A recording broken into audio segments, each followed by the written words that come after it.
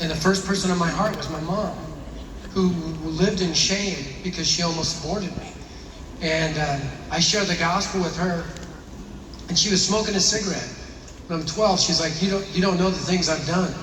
I knew them all because my grandma had told me everything. And Mom didn't know that I knew, but I just kept sharing the gospel, kept praying for her. It took 3 years, but I was able to lead my mom to Christ when I was 15 years old. And I discipled my mom, and I just want to say this, it wasn't because I was an exceptional teenager. I was an ordinary teenager with exceptional training. So we need to play offense. We need to mobilize our young people who have unbelieving parents to reach their own parents with the gospel of Christ, because the power of the gospel changes entire families. I saw that with my mom. Thank you so much. That's so encouraging. That's why I brought tissue up here. But I think that we could do the flip side of that question, because there's a question here. Maybe you could start. You probably deal with this in your ministry. But the question is, if you have totally messed up as a parent in the past and you're a new believer, what are practical steps you can do to start rebuilding your relationship with your kids? And the person says, who detests you? So it's a strong dislike for them as a parent. I would just say you start by asking for forgiveness and literally just saying, hey, I was wrong. I sinned against you. Will you forgive me? And when you honestly do that, and you may have to do it, several times, but when you honestly do that, and they know at some point that's authentic, then you can begin to build off of that. It may take a long time. It's a messy process to restore, but I would start with asking for forgiveness. I think some of the challenges too would be, like, sometimes people do that, right? They will apologize, but they fall back into the same patterns of behavior that hurt or wound their children. So maybe Dr. Tim, you could probably also add. You talked about George, I think, that father that was... Yeah, I have a very relevant and current story right now.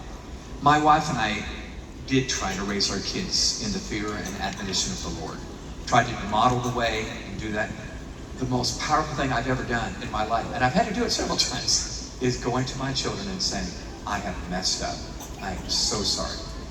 Did two things for me. One, it built a bridge where there was a wall. And number two, I think it helped them say I'm sorry when it was time, when it was their turn. But my daughter Bethany, I adore her, but we've had a little bit of a rift. She isn't completely following Jesus. She is exploring all kinds of options, like you talked about earlier. So she lives in Orlando, an hour flight from where we live in Atlanta, so we're not together. But over the Christmas holidays, we had some rough moments. And I was mad. I was mad at her. And of course you want to say, have we not given you an example your whole life, But I had an epiphany one night recently where I could see two roads in my future. One was the road that my dad took with his oldest daughter, and it didn't end well. In fact, in his funeral, she didn't even want to get up and say anything. She was so angry. I thought, well, I don't want that path. And the other path was me going to my daughter, even though I didn't feel like it was wholly my fault. I knew that's in my control. That's the button.